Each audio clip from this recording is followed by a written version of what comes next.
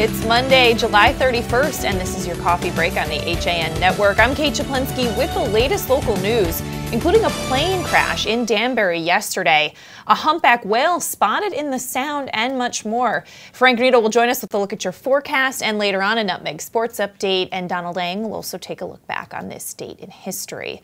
But first, 3 men were taken to Danbury Hospital following a plane crash at Danbury Municipal Airport Sunday morning. Danbury Mayor Mark Boughton confirmed the crash on Twitter just before 11 a.m. Sunday, saying plane crash off at Danbury Airport, 3 injuries, all taken to the hospital, he wrote. Now, 1 man is in critical condition and another is in serious condition, according to reports. Police have not released the victims' identities. An FAA spokesman said that the crash involved a Cessna 172S that took off at 10:25 a.m. Reports said that that plane crashed in the area of Myrie Brook Road and Bacchus Avenue. The nearby Danbury Dog Park was closed at the time due to that investigation. And in other news, a 5-year-old girl was struck by a stray bullet from a shooting in Bridgeport that injured a male about 2 blocks away Sunday night. The Connecticut Post reports that around 11 p.m. Sunday, there were reports of gunfire in the area of Colorado and Maplewood Avenues as a result of an adult male victim sustained a non-life-threatening grazed gunshot to the head, police said. Additionally, as a result of that same gunfire, a female child sustained a gunshot to her left hand. She was inside of a residence on Colorado Avenue at the time of being struck. Both appear to be unintended victims struck by stray gunfire, according to police. And Hearst, Connecticut media reports that a 43-year-old Milford man has died after being ejected from the boat he was driving in New Haven Harbor on Saturday night after it struck a buoy. The passenger in the boat, 47 years old from Guilford, was also ejected but swam back to the vessel and radioed for help, according to the State Department of Energy and Environmental Protection. Now, DEP reports that help was dispatched about 10:30 at night, and state ENCON police responded, along with the New Haven Fire Department and the U.S. Coast Guard. The Milford man was operating the 24-foot Sea Swirl vessel. Both the operator and passenger who have not yet been identified were transported to Yale New Haven Hospital, where the operator was pronounced dead. State ENCON police are continuing to investigate that accident.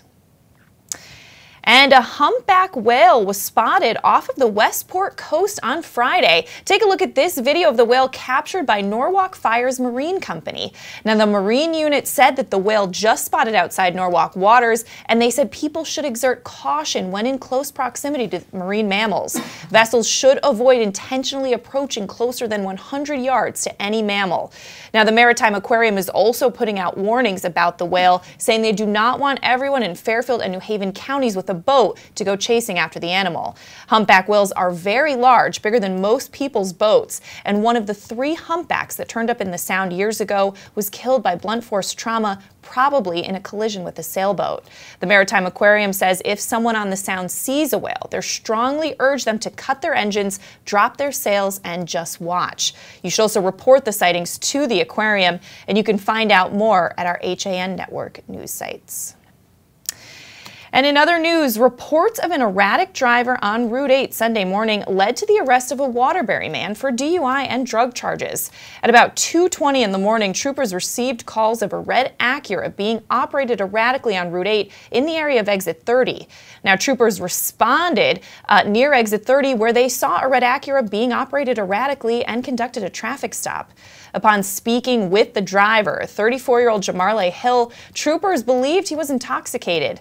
Hill was placed through a series of standardized field sobriety tests, which he did not perform to standard, according to troopers. Through the course of the investigation, troopers also discovered narcotics and other drug paraphernalia. He faces several charges, and state police say the incident is a reminder that if you see any dangerous, reckless, or suspected DUI drivers, to call 911 if you can do so safely. And a Norwalk woman was charged with DUI and risk of injury to a minor after striking a light post on Tokenique Road in Darien. Officers were dispatched to the intersection of Tokenique Road and Old Farms Road on July 22nd on reports of a toppled light post and a driver attempting to leave the scene at about 2:30 in the morning. When police reached the scene, the driver, Zaida Gomez Mendez, 33 years old, was standing next to the car and speaking to a child in the back seat.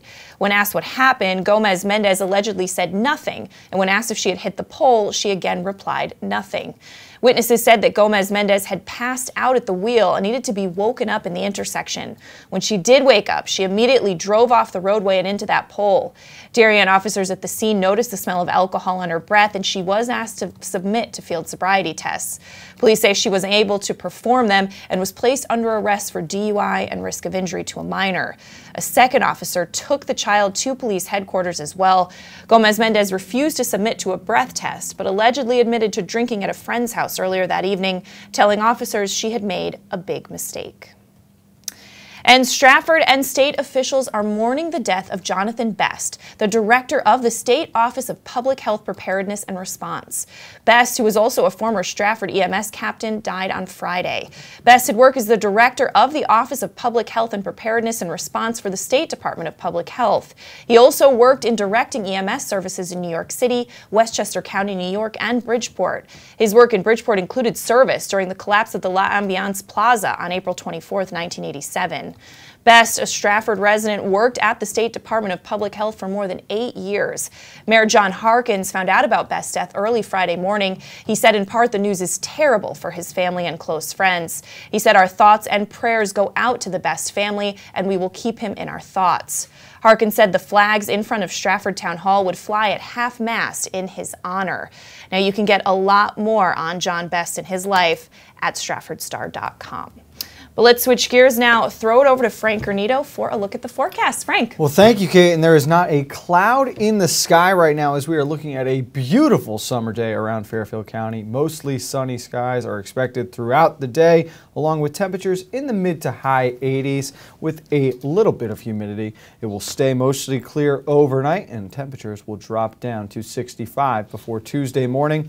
Plenty of sunshine again tomorrow. Temperatures reaching into the in the low to maybe mid 90s with humidity levels right around 65%. Clear skies are going to carry through Tuesday night into Wednesday morning, but it will be muggy out overnight, a low of 78, and hot and humid again on Wednesday. Mostly sunny skies, an expected high of 93 degrees. Mainly clear skies again overnight, a low of 73, and the high humidity levels overnight, they're going to carry into what's looking like a muggy Thursday morning, but plenty of sunshine expected for this week, Kate. Thanks so much, Frank. Well, we're going to step out for a break. When we come back, Donald Lang will take a look back on this day in history. Frank has your Nutmeg Sports Update, and there's more local news after this. Now teeing off, Paul Miller from Miller Nissan in Fairfield.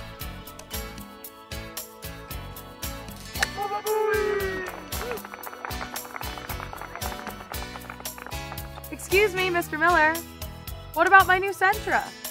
Right now, lease a 2017 Sentra S for only $97 a month.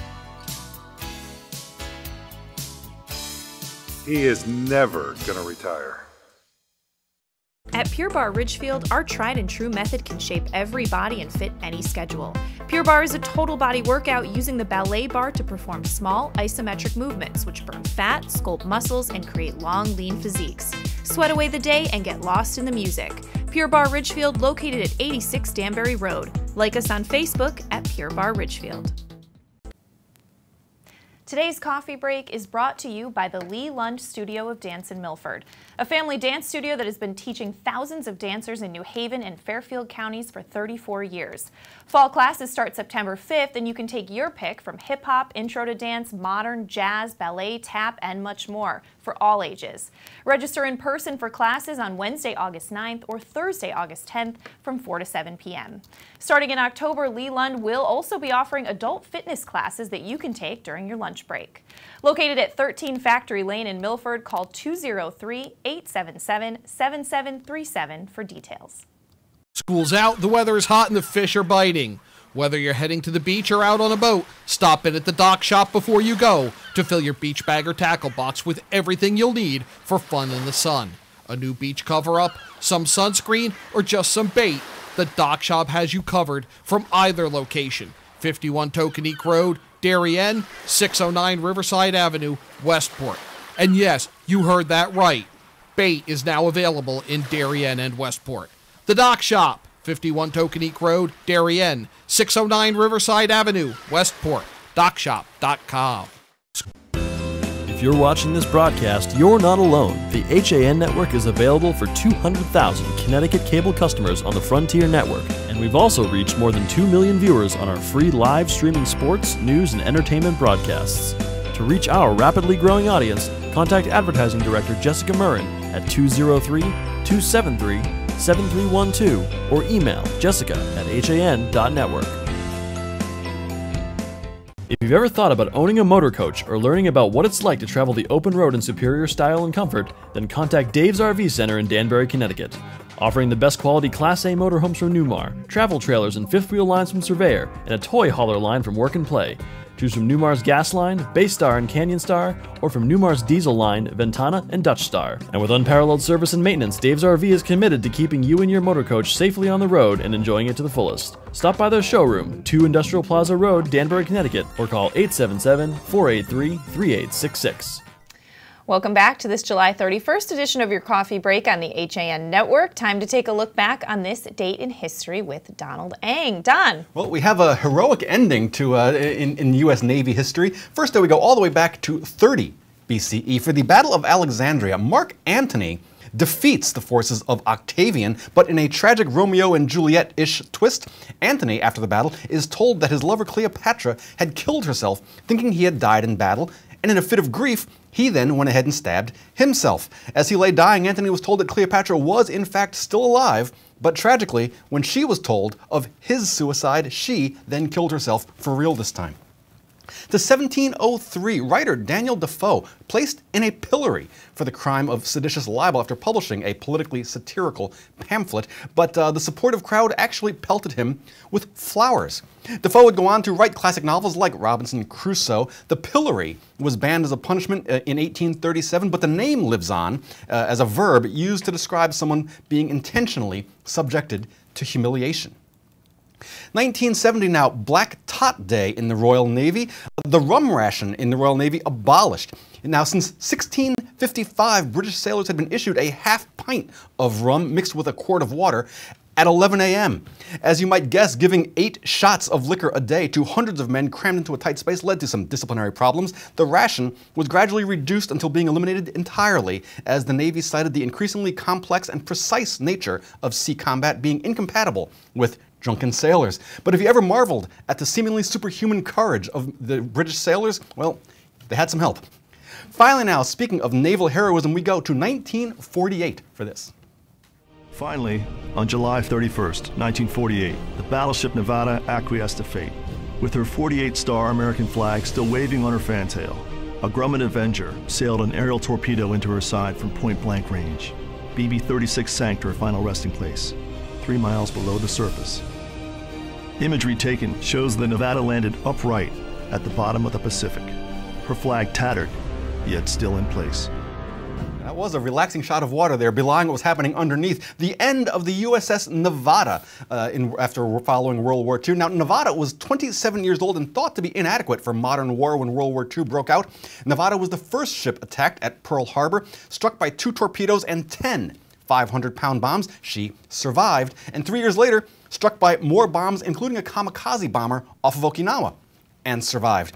The Navy then used the Nevada as a target in the Bikini A-bomb tests, detonating 2 nuclear bombs within a mile of her, which she survived. Nevada was then towed back to Pearl Harbor and used as a gunnery target for 5 days of live fire practice from 3 battleships, which she survived. Consider the end a burial at sea for the toughest ship in U.S. Navy history. That is your look back in history for today, July 31st, and I'm Donald Ng. All right, thanks so much, Don. Well, in other local news, State Senator Tony Boucher is exploring a run for governor for the state of Connecticut. She told the New Canaan Advertiser on Friday that many people have encouraged her to run. She's exploring a run because she said, "I think there is so much at stake as the state faces its financial challenges. The state needs a tough-minded governor and someone not afraid to manage the state differently than it's been being managed now," she said. Now, she also said people have encouraged her to run for governor and told her it's time for another woman to become governor to follow in the footsteps of Republican Governor Jody Rell and Democratic Governor Ella Grasso. Now, Boucher has represented New Canaan in the 26th district since 2008. Prior to the state Senate, she was a state representative for 12 years and served on the Appropriations Committee. All right, well, let's throw it back over to Frank Granito for a Nutmeg Sports Update. Frank. Thank you, Kate, and let's go with a former FCAC track and field standout. Eric Vander Els, the rising sophomore at the University of Connecticut, scored a gold medal and set a meet record in the 1,500-meter run at the 2017 Pan American Junior Track and Field Championship Sunday in Trujillo, Peru.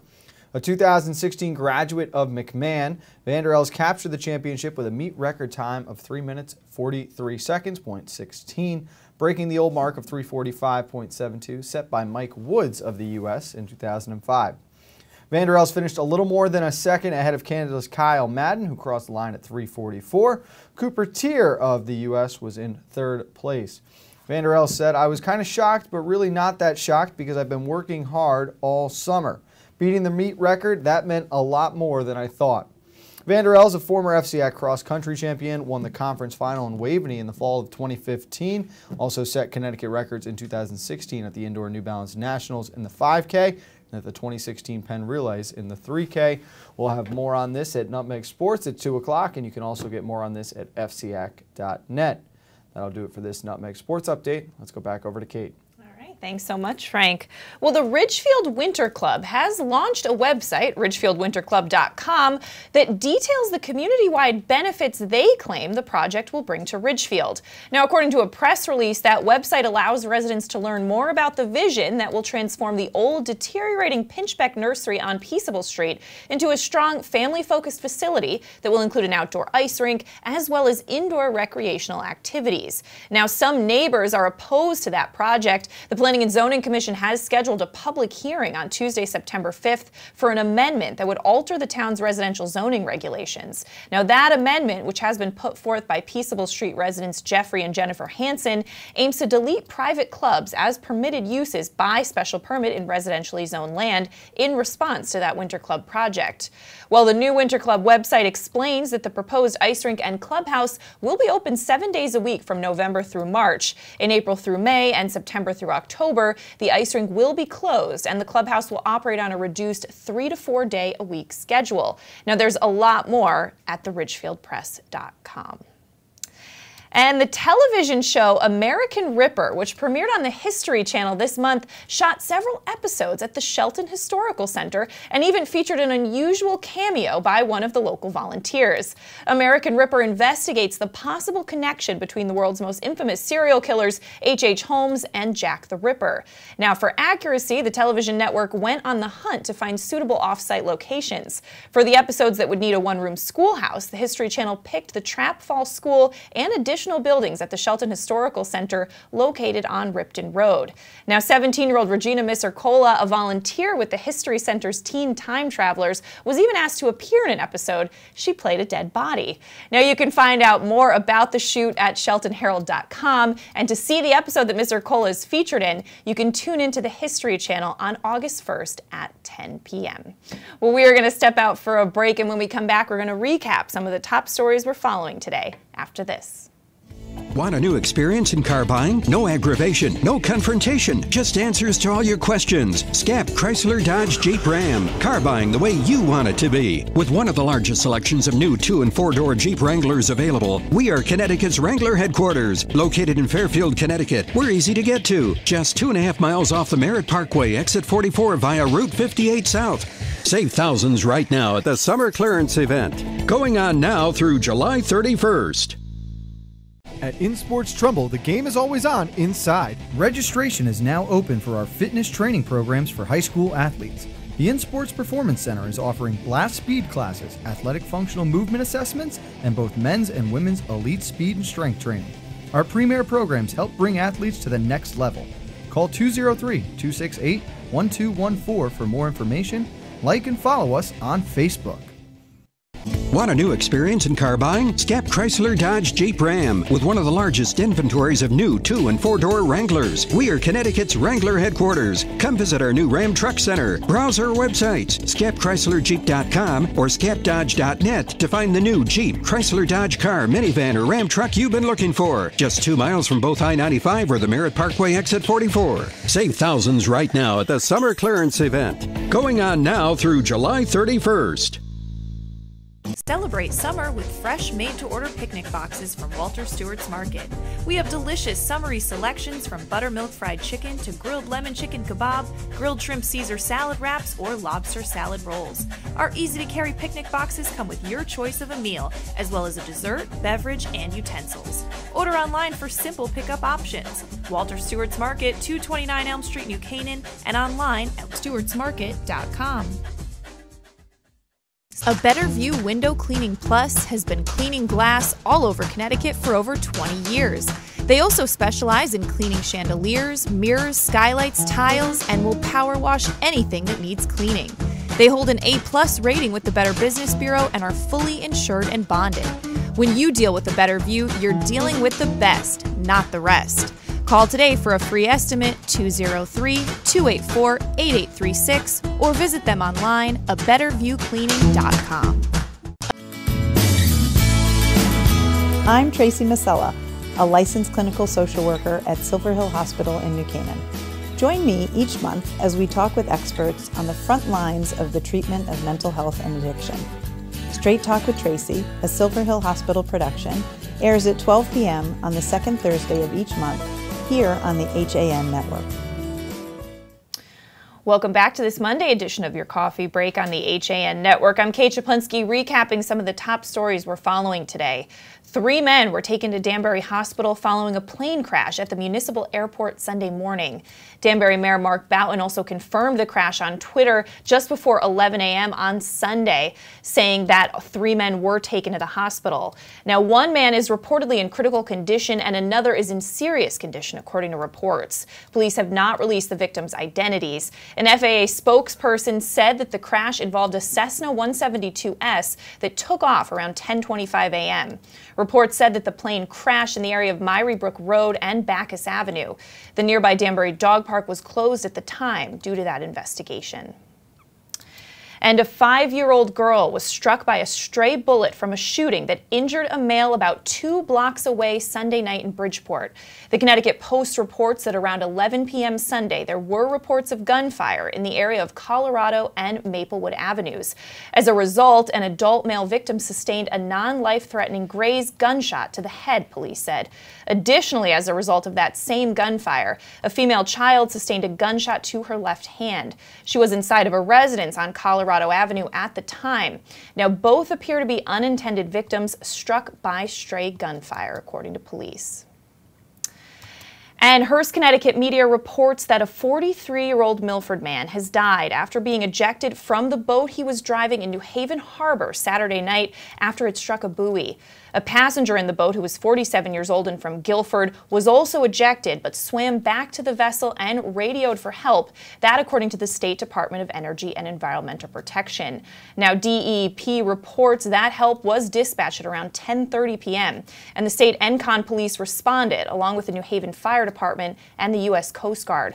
The Milford man was operating the 24-foot Sea Swirl vessel. Both the operator and passenger, who have not been identified yet, were transported to Yale New Haven Hospital, where the operator was pronounced dead. State ENCON police are continuing to investigate that accident. And a humpback whale was spotted off of the Westport coast on Friday. Take a look at the video captured by Norwalk Fire's Marine Company. Now, the Marine unit said that whale just spotted outside Norwalk waters, and people should exert extreme caution when in close proximity to marine mammals like a humpback whale. Vessels should not intentionally approach closer than 100 yards at any time. Now, the Maritime Aquarium is also putting out warnings about the whale, saying they do not want everyone in Fairfield and New Haven counties with a boat to go chasing after it.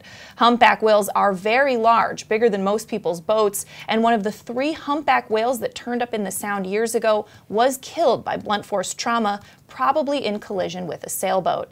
Now, if someone on the Sound sees a whale, they are strongly urged to cut off their engines, drop sails, and just watch. You should also report sightings to the aquarium. You can find out more at any of our HAN Network news sites. But let's throw it back over to Frank Granito for one final look at the forecast. Frank. Thank you again, Kate, and we are looking at a week filled with plenty of sunshine. There's not a cloud in the sky right now as we are looking at a beautiful summer day around Fairfield County. Mostly sunny skies throughout the day, along with temperatures in the mid to high 80s. Very little humidity, and we'll see mostly clear skies overnight and a low of 65. Plenty of sunshine again tomorrow. Temperatures reaching up into the mid-90s as humidity levels are right around 65%. Clear skies carry through Tuesday night into Wednesday morning, and it will be muggy overnight, a low of 75. Hot and humid again on Wednesday. Mostly sunny skies, an expected high of 93. Mainly clear skies again overnight, a low of 73 with high humidity levels that are going to carry into what looks like a muggy Thursday morning. But again, lots of sunshine in the forecast for the upcoming week. That'll do it for this weather update. Let's go back over to Kate. All right, thanks so much, Frank. Well, we're going to wrap things up here on your coffee break. Nutmeg Sports coming up at 2 o'clock, and we'll see you tomorrow for your coffee break at 11. Have a great day.